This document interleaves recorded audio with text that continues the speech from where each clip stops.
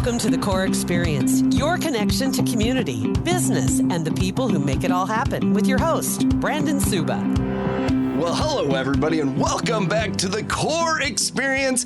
This is the podcast for Core Bank. My name is Brandon Suba. I'm a Treasury Relationship Manager, which if you're following the seasons, I was healthcare, and now I'm over at Treasury. They cross over a little bit, but I get to do this every now and then to come on to the podcast here. And one of the places we volunteer quite a bit at is the Open Door Mission. And actually, we're there tomorrow. A couple of us are there tomorrow. And then next week, we're not in that group, and then there's another group coming next week. So we're trying to support it out there. Well, thank you, because we could not do what we do without the fabulous volunteers that we have at the Open Door Mission. And it's 24/7, 365. Whew. And so we know that the things that we offer to those that truly are in need come at all different times and days, and so we have to be open. We did the lunch program. I've done it before, and so that's what we're going to do tomorrow. And it's just cool to see everybody get. So you're in the serving line. Correct. And you go during the day. Yep. So, oftentimes we have early risers that like breakfast, the 5 to 8 a.m. shift. And then others, like you guys, put teams together that come on a rotating basis. Mm-hmm. And lunchtime's a little different because all of our children are in school. Oh, shoot. And Didn't think of that. Yeah. You typically probably just see our men and women that oftentimes we serve such a diverse population. People are thinking, well, who is there during the day? Well, we have men and women who literally work second and third shifts, so they are during the day. We also have men and women in our recovery program, our 12-step program, our Journey to Work program, or even in one of our educational programs where we do GED or WorkNet for vocational training. And of course, you don't have to live at the Open Door Mission to eat there. And so many of our individuals and families come in to actually supplement their income. Good. Well, here's a little history. Let's get the introduction out of the way here. So the Open Door Mission is a gospel rescue mission founded in 1954. They're committed to breaking the cycle of homelessness and poverty. Each day, Open Door Mission Campus offers 917 safe shelter beds to people experiencing homelessness. And then each day they serve 4,747 meals. Yes. I would say give or take, we'll probably give more than take right now. Yes. To women and families experiencing hunger. And as we said, the Core Bank gets to volunteer there, or staff gets to volunteer for the Open Door Missions. And officially, this is Candace, the CEO of the Open Door Mission. And I know we'll talk a little bit about your story and how you got involved in that as we kind of dig in here. But again, happy to have you on the show. We love volunteering out there. It was my first time last time that I volunteered, and it was just really eye-opening and really cool to see it. And my biggest takeaway, and I think this is great for anybody volunteering, or if you take somebody to kind of volunteer with you, I got more thank yous there than I think I get anywhere else. In everyday life. Yes. Yeah. Yes. So grateful. And well, in all fairness, I was on the dessert part. That's a so good place I was to told, be. I was the favorite of the group. So, well, I know you've talked a little bit about the Open Door Mission. You've touched on a couple things, but let's get to the nitty gritty of where's it at? Absolutely. Let's see, who does it serve, and how do you get us people to help you? Well, Open Door Mission meets the basic needs of individuals and families, and we hope to inspire hope that's lasting change. I know for Core Bank, you love recidivism, repeat customers. Yep. When someone comes through the doors of the Open Door Mission, it's not on their bucket list to experience homelessness or poverty. And so we want it to be the last time they have this trauma that they're experiencing in their life. And we offer 40 programs for free to the community. So wraparound continuum of care service. So you may come in an emergency service, but as you meet with your case manager and you get healthier, you realize, wow, there's all these programs that are offered to me as an opportunity to actually better my life. And so many of our guests are going through one of our long-term programs, or they're getting back on their feet with financial stability, those type of things, because we have emergency service. We have transitional housing in our recovery program, Journey to Work, our WorkNet, GED, all of those type of programs. But we also offer permanent supportive housing. And I'm just coming back from State of the Union. I got to go for the first time. And I got to speak on several topics that are near and dear to my heart.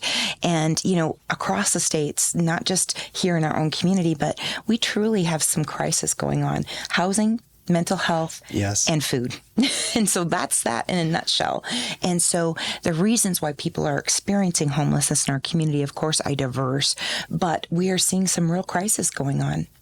Can you dig in, and this is not on our list, by the way, can you dig into the housing shortage just a little bit? I come from a mortgage background, so I've been following that pretty closely.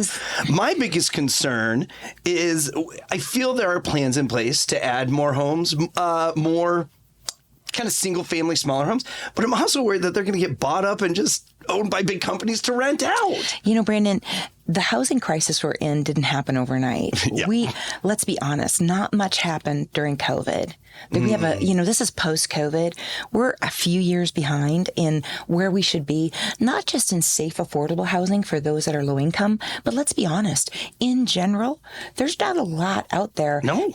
We can't chase inflation. We can't definitely compete with it. And so we're riding this out, and it's impacting middle income families greatly. It's impacting stable families. You cannot not go to the grocery store and not see the increase in food costs. Yes. You can't put gas in your car and not feel that impact. And so for many of us, we're getting that crunch in our discretional income. Mm-hmm. Do you know what I mean? That money that we use for our scooters, our let's be honest, our little treats, our few extra days here and there, or, a new something. And that's from our discretional income because all of our bills have been paid. But for those that are living paycheck to paycheck, there is no discretional income. So for us at the Open Door Mission, we can relate to every family. We have a 30% increase in food cost, an 18% increase in utilities and gasoline. And so where does that come from if you're only making minimum wage? So you're barely making ends meet as it is. And so housing is tough right now because even if you can afford a home, you're going to pay more for it than it's worth. So that's a whole asset. Do we want to talk about that one? Probably not. No. We'll stay away from that. Then the other issue is, how do I afford it? Mm-hmm. I mean, and so when the population that I'm serving is just not generational poverty. I'm serving people, Brandon, who are experiencing poverty for the first time. This is different. Your group comes and serves in the food line, and it's true. If basic necessities aren't met, it's really hard to talk to people about making improvements in their life. But our housing prevention program serves almost 1,000 people a day that come to supplement their income. So they're working. They're just not earning a livable wage. So they come for that consumer food pantry to make choices. They come for a package of toiletries or maybe diapers. Diapers are like gold when you're living paycheck to paycheck and you're rationing them.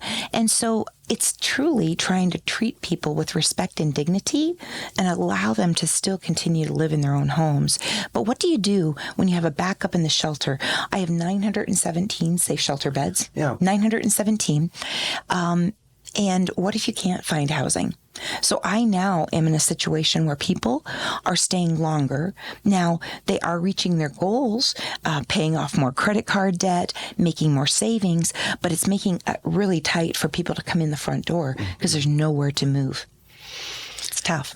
Are you booked? I get not booked, but are all the rooms full right now? We are in overflow. Yep, we are in overflow. We have an overflow in Lydia House. We have mats on the floor. Wow. And this is not even at inclement weather.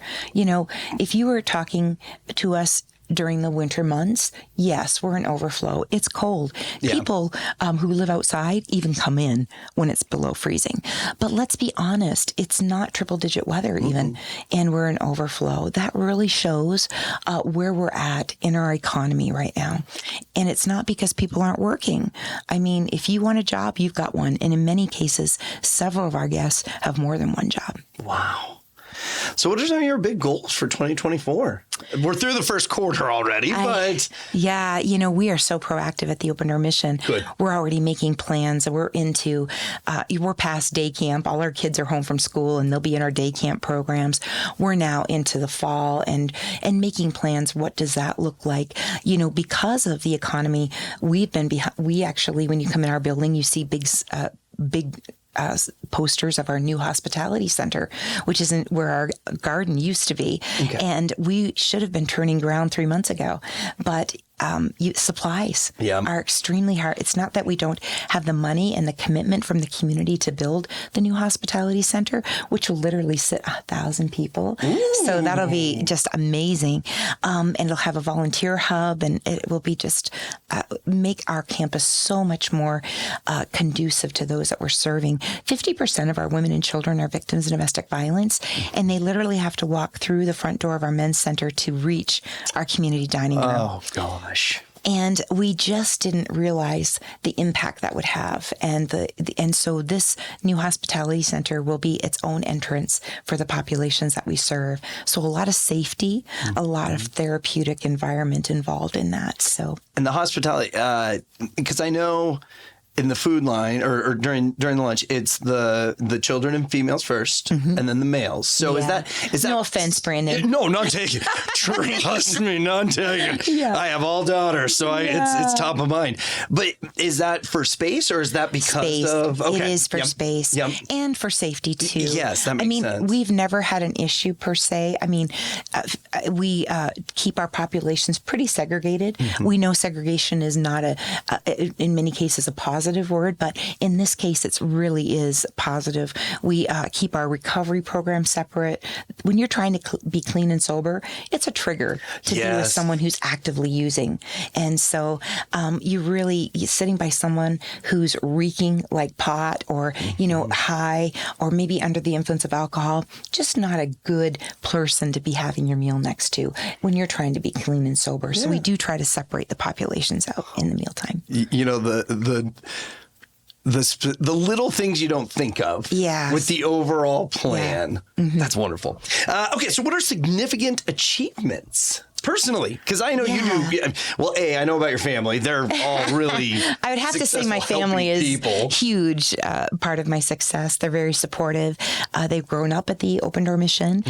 Everybody I see always says, well, how are your kids? Because, they've been volunteering since they were 3. And so my 2 oldest are married, live right outside of Des Moines. Both are in careers that are more giving back, and they volunteer and active in their churches. My youngest daughter's finishing up at Grandview in Des Moines. She's coming home to mom. Ooh, all you guys out there, it's wonderful. And she's finishing up track and field and nursing. She's going to be working at Children's Hospital, getting married. It's crazy. And my youngest, my baby, is a firefighter in Missouri Valley and going to Creighton. And so in his first year there in paramedics. And so definitely my family is part of the success of who I am and what I do. But the other part is being able to serve at the Open Door Mission. Every day is different. I'm going on my 28th year. Oh, congrats. And it's wonderful. You don't look at the numbers, Brandon.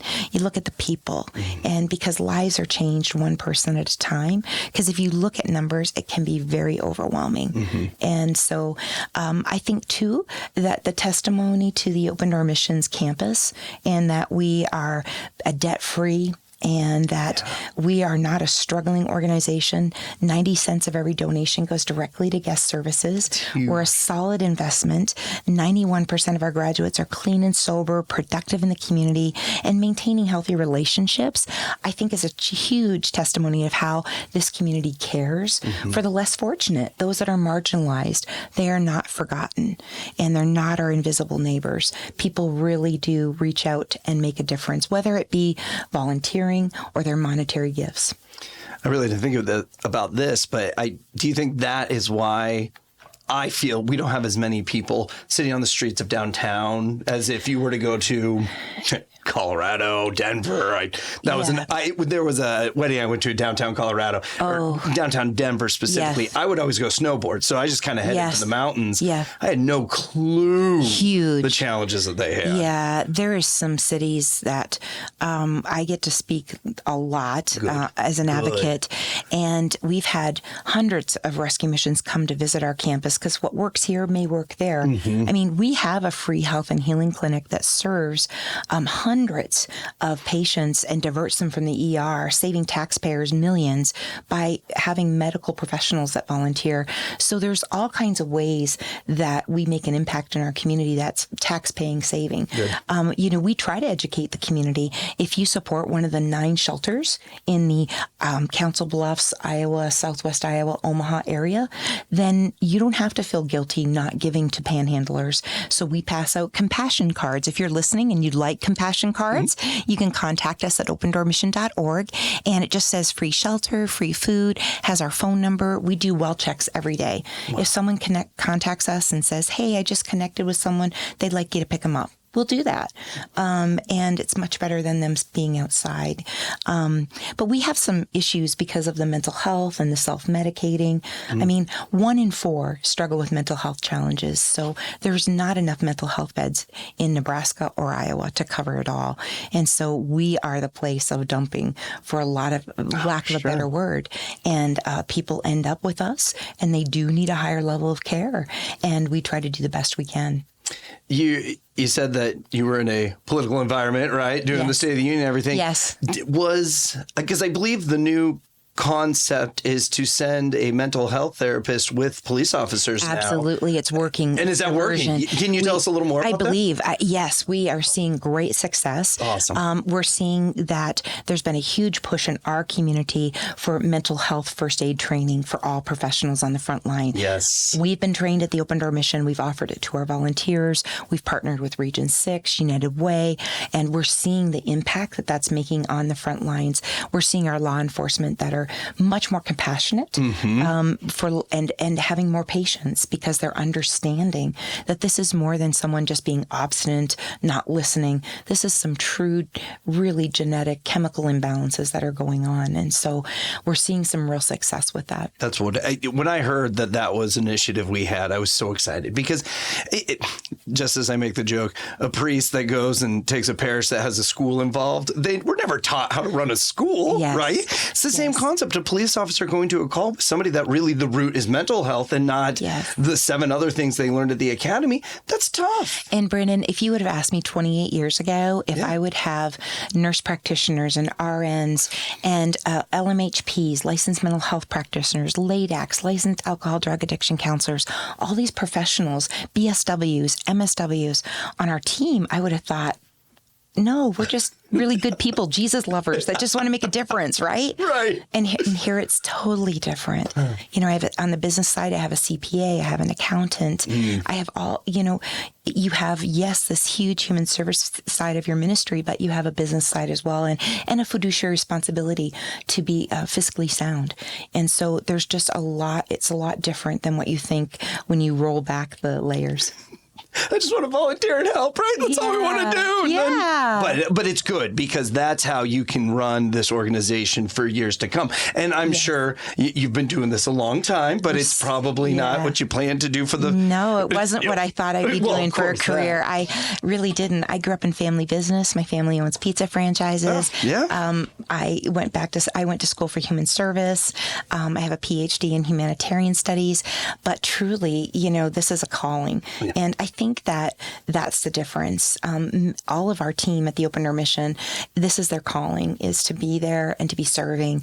And that's what makes a difference. That's why people choose to be with us. And when there's so many other options for them to seek shelter, they choose to be at the Open Door Mission's campus. You're putting an infrastructure together that still a good person would need to take over. Yeah. But it sounds like it would be easier to pass on than what I inherited. Yeah, probably. Yeah. I can tell you that for sure. As Omaha has changed and moved farther and farther west, we've had to get creative. We now have a drop-off location in Elkhorn, right off Highway 31. Really? And we've outgrown it. And we actually cannot facilitate more volunteers than we already have there, but yet everybody wants to volunteer there. So we're so grateful that we actually have just been gifted through a partnership 3 acres to the north, and we're going to be able to build a solutions center there where we're going to actually be able to process our donations, get them ready for giveaway, and actually have hundreds of volunteers at that location. So it's really going to make a difference, because people are saying, Candace, I driving 1 hour, driving back an hour. That's 2 hours that I could have been doing something. So then we came up with volunteers in place. Really, COVID forced us to do that. Yep. But it's stuck. And we have hundreds of volunteers that are volunteering in place. We have families, businesses, churches that literally make hundreds of sack lunches every month at their location and bring to us for our sack lunch program and street program. We have other locations that do lots of travel, schools that have parents that do lots of travel. And so they collect those hotel toiletries, and once a month they have an assembly line and put these together for our street team. We have different businesses that they've got a lot of creative people, and they make inspirational cards for our infirmary. So, it's just amazing to me, Brandon, that when people want to make a difference, they find a way. So if we're not your passion, find something that is, because our city would look totally different if everybody was giving back. So all the things you listed, all the things that you've touched on, the best way for people to get involved and volunteer, I'm going to guess it's opendoormission.org, but I'm going to let you plug it better than me. It's opendoormission.org. We encourage you to come and have a tour, because what you think you may want to be involved in may not be it. Brandon, lots of people have in their mind what they want to do to volunteer, but when they come for a tour, they leave and they change their mind completely. Sure. We have a baby buddy program, and you would not believe how many individuals and families come just to rock the babies so that moms can have a shower or go to GED because they have no support system. We have others that their grandchildren live really far away, and so they're expert Candyland players for board game night. And others, they have a passion for reading, and they want 60% of my people cannot read and write, and so they come in our Reading Rainbow program, and literally our kids go and pick out a book to be read to over and over. And because somebody has just turned their hobby and their passion into good for someone else. So there's something for everyone. It's amazing. I have a banker who volunteers, and I thought for sure he'd want to help me on the business side. Oh, sure. And he's like, no, I'm going to stock shelves. Oh, wow. And he's like, and I get it. He said, I'm so empty by the time I get to the end of my work week. I don't want to have to crunch, push numbers, do anything like that. And he said, I can come for 4 hours and know I'm leaving, and you've got stock shelves for 1,000 people the next day. And he doesn't have to think. He just puts his earbuds in, and he said, I could go to the gym and get the same workout. And so it's just, there's something for everyone. Any big events in the next few months here? Yeah. This podcast is going to be. We sure do. If you visit opendoormission.org, you click on our volunteer button, you'll notice we're having our Celebration Carnival the first Saturday in August. Okay. And it's really like a block party, Brandon. We shut down the street and we bring in carnival games. For many of our families that are experiencing homeless and poverty, they're never going to make it to Disney World or Six Flags or any of those things. And yet we can still create an environment that is fun and festive. So bring out the cotton candy, the popcorn, the face painting, the balloon animals, and we have a great day. We have a barbecue as well. And also we actually have racks and racks of clothing that's brand new. Beautiful. And so every child gets to pick out several brand new sets of clothes, new underwear and socks, so that they can go back to school and they can actually feel like their peers. I know that this is very shallow thinking, but there is really something about in our minds and think of this as a child when they're entering that school classroom and they look like their peers. That it really levels the playing field. And so super excited about Celebration Carnival because it really is very festive. So we have hundreds of volunteers that are personal shoppers helping kids pick out things. And then we have volunteers working all the carnival games, all the food booths, all the prizes. And the fire department comes and our kids climb all over the fire truck. The police are there and the kids get to sit in the car. So it's really a fun event. So if you can carve out a couple hours this summer, sign up for Celebration Carnival. Okay, opendoormission.org. That's how you can get the information there. Yes. Wow. Candace, well, any final thoughts? I mean, the carnival was a great final thought. Yeah. If you want to end on that, that's great. But any final thoughts? I just really believe if you can carve out 2 hours a month for 12 months of the year, that's 24 hours, one day out of 365, that you made a difference breaking the cycle of homelessness and poverty. And I truly believe that volunteerism is a lifestyle. You have to, it's a habit. You have to build that into your lifestyle, just like you do making choices of what we eat, how we exercise, how much water we drink, what we do with our time. Everybody says, I just don't have enough time. We have time for what we want to have time for. So I really encourage you to, it's not January, so I know that you're not reevaluating, but you could actually flip the page and you could literally make a difference in your own life and someone else's by incorporating that into your lifestyle. I like that. 2 hours a month. 2 hours a month gets you a whole day by the end of the year. It does. Yeah. All right. Well, for more information on the Core Experience, you can always go to corebank.com/podcast, or you can always email us at coreexperience@corebank.com. If you have any questions, thoughts, or guests maybe that you would like on there, as we are big on the community and big within the banking environment also. Candace, thank you again for your time. Thank you for allowing me to be here today, Brandon. It's my honor. Truly my honor. And for everybody else, we look forward to talking to you on a future podcast. Thank you for listening to The Core Experience, your connection to community, business, and the people who make it all happen. For more details, go to corebank.com/podcast or email coreexperience@corebank.com. Brought to you by Core Bank, member FDIC.